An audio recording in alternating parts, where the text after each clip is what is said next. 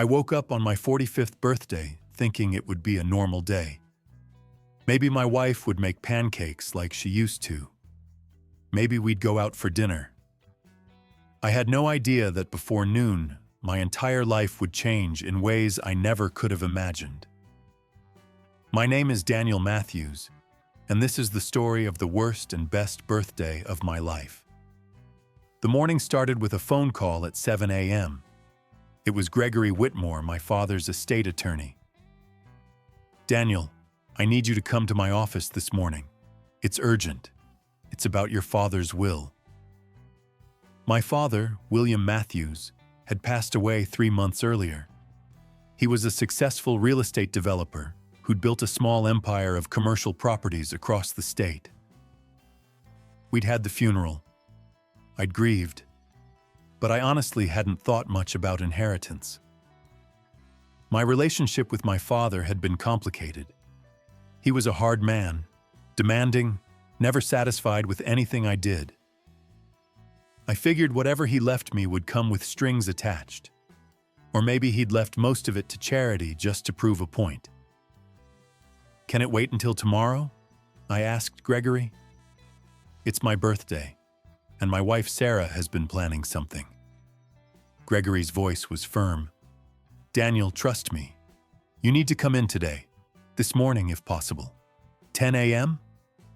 I agreed, hung up, and went downstairs. My wife Sarah was in the kitchen, but she wasn't making breakfast. She was sitting at the table with a folder in front of her, and her sister Monica was there too, which was strange for 7:30 on a Thursday morning. "Happy birthday," Sarah said, but her voice was flat, emotionless. Something was very wrong. "What's going on?" I asked, pouring myself coffee. "Why is Monica here?" Sarah looked at her sister, then back at me. "Daniel, we need to talk. Sit down." I sat, feeling my stomach drop. In 18 years of marriage, nothing good had ever followed those words. Sarah pushed the folder across the table to me. "I want a divorce," she said. Just like that. No preamble, no explanation. Just those 4 words on my 45th birthday. I opened the folder and saw divorce papers, already filled out, already signed by her. All they needed was my signature. "What?" I managed to say. "Sarah, what are you talking about? What's happening?" Monica jumped in, her voice sharp. "Daniel, let's be honest. You're 45 years old. You work at a mid-level management job making $60,000 a year. You drive a 10-year-old Honda, and you have less than $20,000 in savings. Sarah deserves better. She's wasted 18 years waiting for you to become successful like your father, and it's never going to happen." Her words hit me like physical blows. Sarah nodded in agreement. "She's right. Your father was a millionaire, Daniel. He built an empire. And what have you done? You're a middle manager at a shipping company. You've never had ambition. You've never wanted more." I couldn't believe what I was hearing. "I have a good job. We have a nice house, a good life." Sarah cut me off. "A good life?" "Daniel, I'm 42 years old. I want to travel. I want nice things. I want security. Your father just died, and from what I understand, he left most of his money to business foundations and charities. You got some small token amount, right? Maybe enough to buy a car?" She said it like it was a fact, like she'd already confirmed it somehow. "I don't even know what he left me," I said quietly. "I have a meeting with his estate attorney this morning." "Exactly," Monica said. "You don't even know because you and your father barely spoke. He didn't respect you, Daniel. Nobody does." Sarah stood up. "I've already moved half my things to Monica's place. I'll get the rest this weekend. Just sign the papers. Let's make this easy." I looked at the woman I'd been married to for 18 years, the woman I'd loved since I was 27 years old. and I didn't recognize her. "You're doing this today?" I asked. "On my birthday?" She shrugged. "There's never a good time for this conversation. Just sign the papers, Daniel." I stood up, leaving the divorce papers on the table. "I have to go. I have that meeting with the estate attorney." Sarah rolled her eyes. "Fine. Go find out your father left you a watch or something. When you get back, those papers better be signed." I grabbed my keys and walked out, feeling numb. I drove to Gregory Whitmore's office in downtown, my mind spinning. 18 years. We'd been married for 18 years. We'd talked about having kids, but Sarah always said she wanted to wait until we were more financially stable. Now I understood. She'd been waiting for me to become rich, and when it didn't happen, she decided to cut her losses. Gregory's office was in a high-rise building with a view of the city. His secretary showed me into a conference room where Gregory was waiting with several folders and documents spread across the table. He was a man in his 60s, gray hair, expensive suit, the kind of lawyer who handled multi-million-dollar estates. "Daniel," he said, shaking my hand. "Thank you for coming. I know this is difficult, especially today being your birthday. But your father was very specific about the timing of this meeting. He wanted you to receive this information on your 45th birthday. He said you'd understand why." I sat down, confused. "What are you talking about?" Gregory opened a folder. "Your father's will is complex, but I'll summarize the important parts. First, he left $2 million to various charities and business foundations. Second, he left $1 million in a trust for any future grandchildren you might have." My heart sank. So Sarah was right. My father had given away most of his money, leaving me with basically nothing. But Gregory wasn't finished. And third, he left you everything else. His entire real estate portfolio, his investment accounts, his personal properties, everything. He slid a document across to me. I stared at the number at the bottom of the page. $8,300,000, plus the commercial properties, which were valued at another $12 million. My father had left me over $20 million in total assets. I literally couldn't process it. "This can't be right," I whispered. Gregory smiled. "It's right. Your father was a difficult man, Daniel, but he loved you. He told me once that he was hard on you because he wanted you to be strong, to build your own character without relying on his money. He said you were the only person in his life who never asked him for anything, who never tried to use him. That's why he left you everything. But the charities, the foundations, Sarah said he left most of it to them." Gregory shook his head.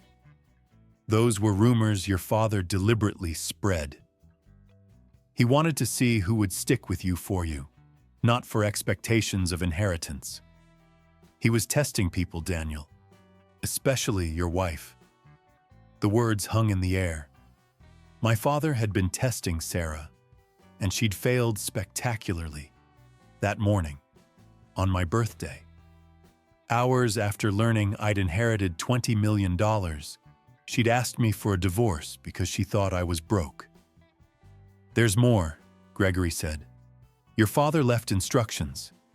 He said you were not to tell anyone about this inheritance until after your 45th birthday. He wanted to see what would happen. He had a feeling.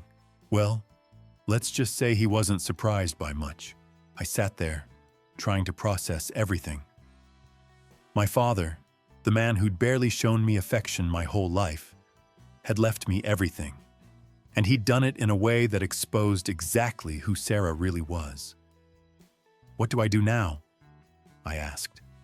Gregory leaned back. "That's up to you.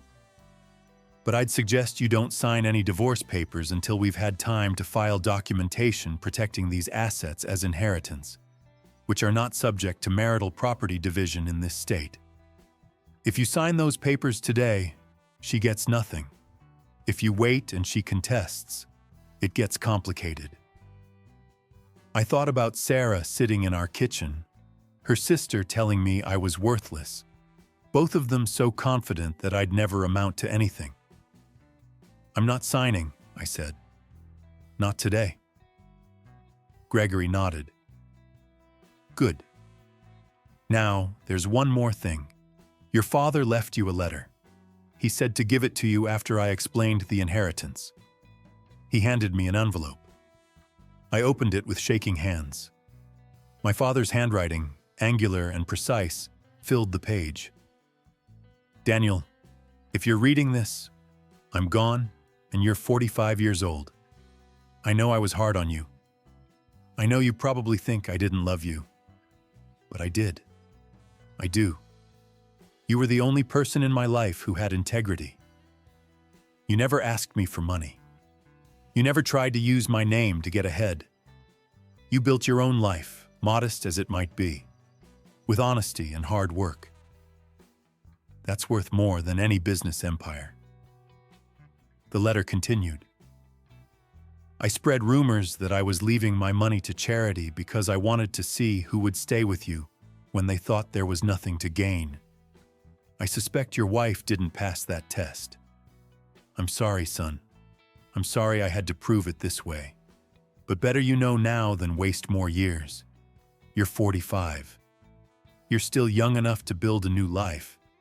Take this money, take these properties, and build something beautiful. Find someone who loves you for you, not for what you can give them. And Daniel, happy birthday. I'm proud of you. I always was. I just didn't know how to say it. Love, Dad." I sat in that conference room and cried. For the first time since my father's funeral, I let myself really grieve. Not just for losing him, but for all the years we'd wasted not understanding each other. Gregory gave me privacy, stepping out of the room. When I finally composed myself, I knew what I had to do. I drove home. Sarah's car was still in the driveway. I walked in and found her and Monica in the living room packing boxes. "Did you sign the papers?" Sarah asked immediately, not even looking up. "They're still on the kitchen table." I went to the kitchen, picked up the divorce papers, and walked back. Both women were watching me now. I looked at Sarah, really looked at her, and I didn't feel anger. I felt sadness. Sadness for what could have been. Sadness for 18 years with someone who'd never really loved me. "I met with the estate attorney," I said. Sarah rolled her eyes. "Let me guess. Your father left you his watch collection and maybe a car." "Daniel, it doesn't matter. We're done either way." Monica snorted. "Probably left him a bunch of debt too. Old guys always do." "Actually," I said calmly, "my father left me his entire estate. $20 million in total assets. $8 million in cash and investments. $12 million in commercial real estate properties." The room went completely silent. Sarah's face went from smug to confused to pale white in about 3 seconds. "What?" she whispered. Monica's mouth literally fell open. "That's not possible. Everyone said he left everything to charity." I pulled out the documents Gregory had given me, showing them the summary page. Sarah grabbed it with shaking hands, reading it over and over. $20 million, she said, her voice barely audible. $20 million. "Yes," I said. "I found out this morning, about an hour after you asked me for a divorce because I wasn't successful enough." I watched the realization hit her. She'd asked for a divorce from a man who just inherited $20 million. If she'd waited even one day, She would have been entitled to fight for half of it in most circumstances. But inheritance received after a divorce filing, especially one she initiated, was a different story. Sarah looked up at me and I saw panic in her eyes. "Daniel, wait. I didn't mean, we don't have to do this." I was upset. I wasn't thinking clearly. "You meant every word," I said. "You told me I was a failure, that I had no ambition, that you deserved better. Your sister told me nobody respects me, including my own father. You were both very clear." Monica tried to backtrack. Sarah was just frustrated. Marriage is hard. Everyone says things they don't mean. I held up my hand. "Stop. I'm not interested in hearing excuses." I looked at Sarah. "You wanted a divorce this morning when you thought I was worth nothing. You get your divorce. I'm not signing these papers because I need to protect the inheritance first, but I'll file my own divorce papers next week. You'll get exactly what the law requires. Probably nothing, since this is inheritance received after you filed for divorce. But we'll let the lawyers figure that out." Sarah started crying, real tears running down her face. "Daniel, please. I love you. I've always loved you. I just had a moment of weakness. Your father's death has been hard on both of us. I wasn't thinking straight."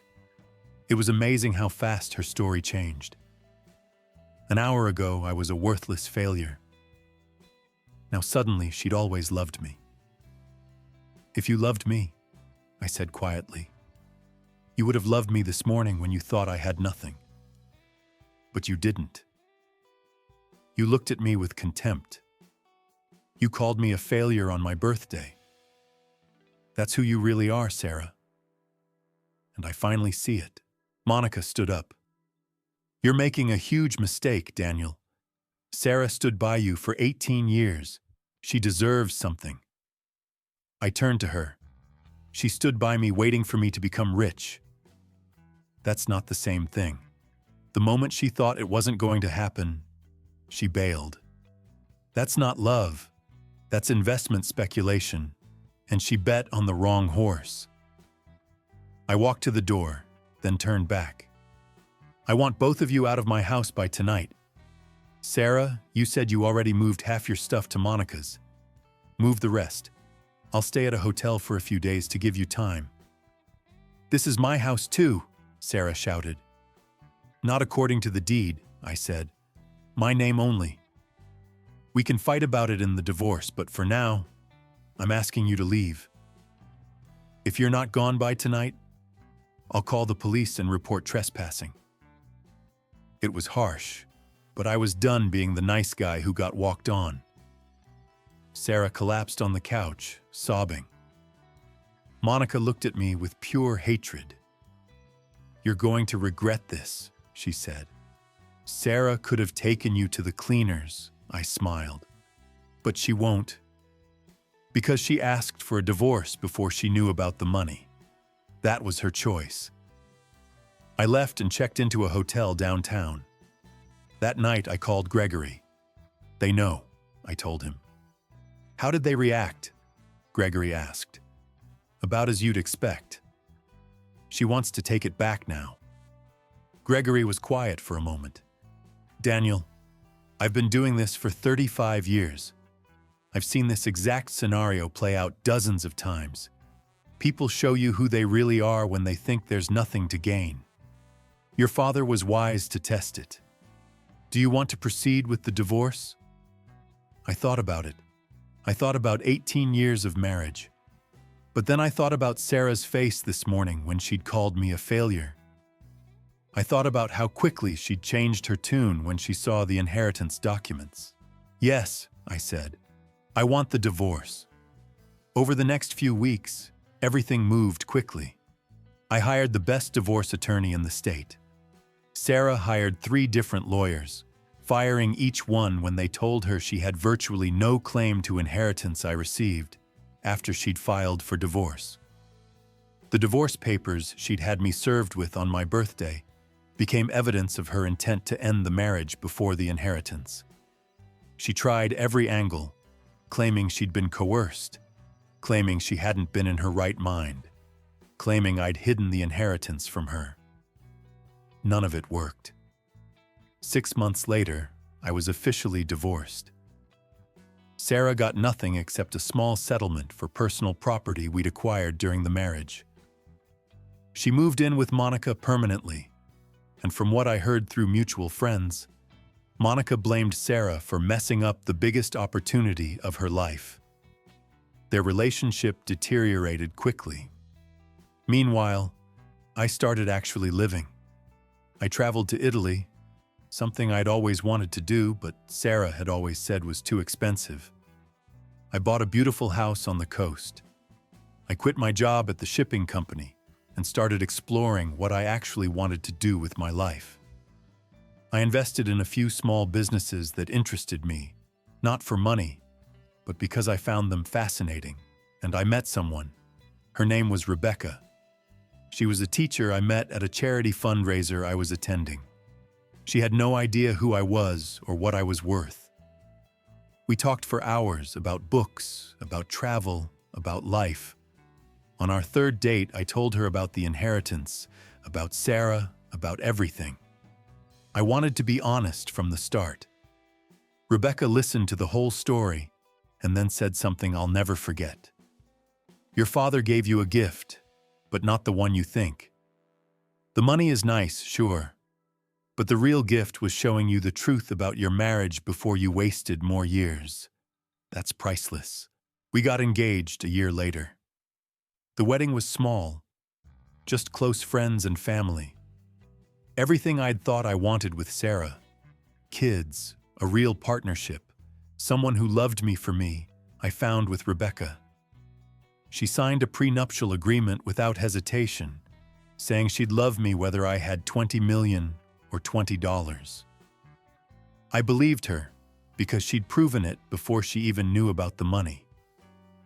2 years after my 45th birthday, I stood in our new home, holding my 6-month-old daughter, and thought about everything that had happened. The worst birthday of my life had turned into the biggest blessing. My father's letter sat framed on my desk. I read it sometimes, especially the last line. Build something beautiful. I had. Not a business empire like he'd built, but something better. A real family, based on love, not money. A life I actually wanted to live. Sarah tried to reach out a few times over the years. Mutual friends told me she'd had a hard time dating, that men would eventually find out about the divorce story and lose interest. Monica got divorced herself and apparently blamed Sarah for setting a bad example. The two sisters barely spoke anymore. I didn't feel happy about their struggles, but I didn't feel guilty either. They'd made their choices. On my 47th birthday, Rebecca threw me a surprise party. Real friends, real love, real celebration. As I blew out the candles, I thought about that morning 2 years earlier when Sarah had handed me divorce papers. At the time, it felt like my life was ending. I didn't realize it was just beginning. Sometimes the worst thing that happens to you is actually the best thing. Sometimes people do you a favor when they show you who they really are. And sometimes the greatest gift isn't money. It's truth. My father understood that.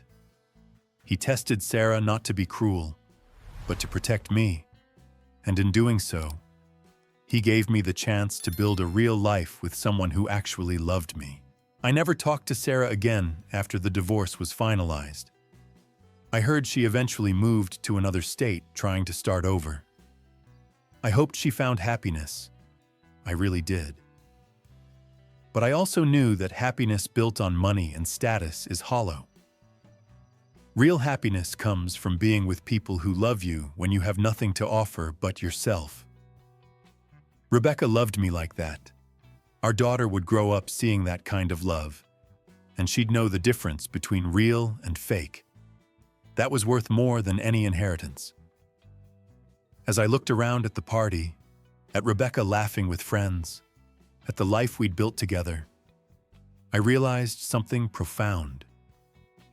My 45th birthday had been the worst and best day of my life. Worst because I'd lost my marriage and learned a painful truth. Best because it set me free to find real love and build a real life. And somewhere, I like to think my father was watching, proud that I'd finally understood what he'd been trying to teach me all along.